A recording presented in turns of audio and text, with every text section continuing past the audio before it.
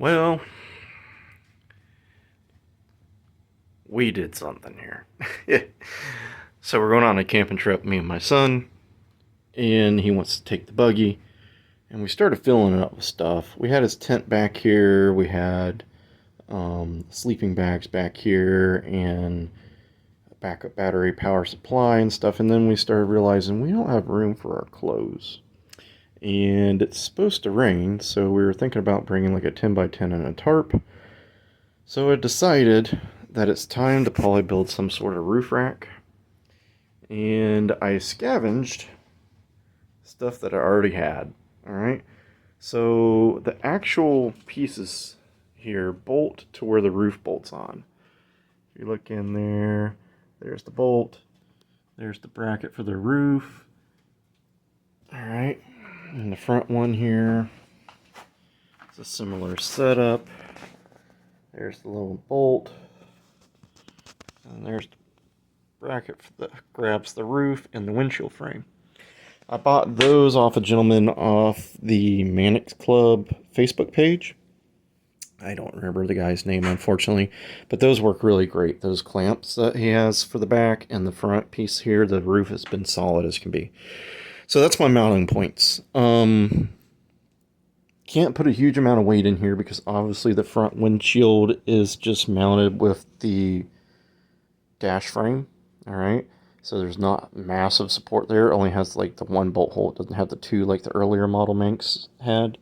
So we can't go crazy throwing hundreds of pounds in here. Like I say, I got a pop-up up there. I got his tent, which is really light. And I got like 2 camp chairs and a inflatable mattress. All right. So next we have the... They're all sunburnt. These are from my minivan. They were roof rack mounts, and they don't grab like a flat area. They have, because my van had that funky D shape that it grabs right in here. Right, it's flat on the back, but then it has like this D shape with a little lip, and that's how it grabs. So basically, this is shelving material, just like this shelf over here. Has like 2 little holes, and every now and again it has a hole in it to mount to the wall, and it's a C-channel. It's really all it is. It's about 1 inch wide, 1 inch tall, and what I did was I took one C-channel and folded this edge over and made a D, and then I welded that to one of the other pieces of C-channel, and that's what's grabbing it here. Alright, and then we just put some foam rubber on the bottom and used the bolt that we already had to bolt it down.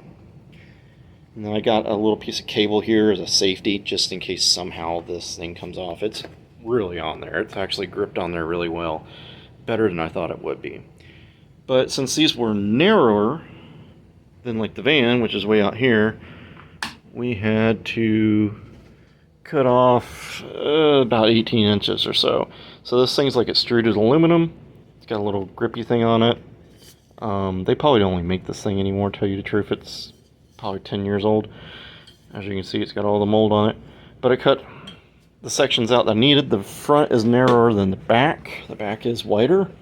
As you can see, it comes out here more, and it's underneath there. So it doesn't hit the stock holes in the old Sears cargo hatch here. So I had to drill new holes and use my brackets and stuff. It still has the metal U-bolts and the metal brackets and all that. So like I say, I looped some wire just in case something happens, you know, it won't go flying off into somebody's Mercedes, because these are bolted and welded together here, so it's going through the inside of that D shape I made. So, you know, it might do damage to my roof, but it's not going to do damage to somebody else's car.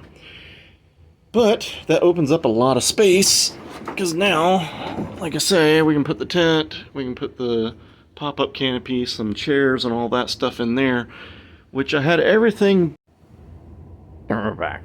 So I had everything but the pop-up tent canopy in the car.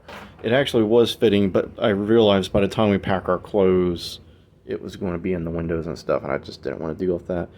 So the little trunk we made out here, it's got some stuff, tools and whatnot in there. I got a mess here.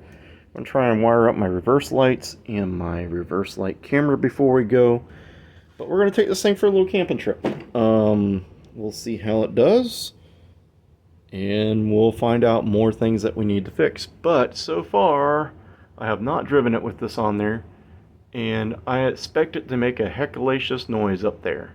You know, I'm very sure it's going to hum and rattle and all that. We're going to go on the back roads, not on the interstate for the trip. So it shouldn't be too bad, 55 mile an hour. And we'll see how it all does up there. And it's supposed to rain, so we're going to see how it all does in the rain. So anyways, boys and girls, get out there, get your projects done, and overcome obstacles. See you later.